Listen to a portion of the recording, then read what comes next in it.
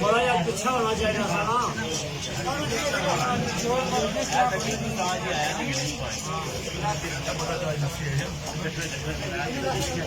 रोटी इतनी जल्दी खा ली जाना।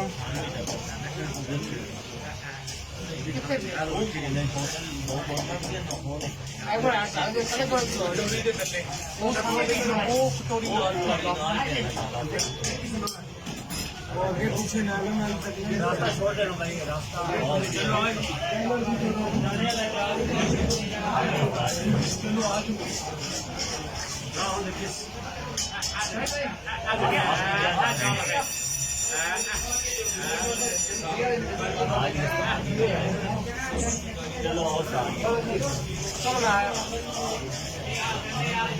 ये खोल चुका का ये काली और सगुल में ग्रेवी देने रखे नहीं।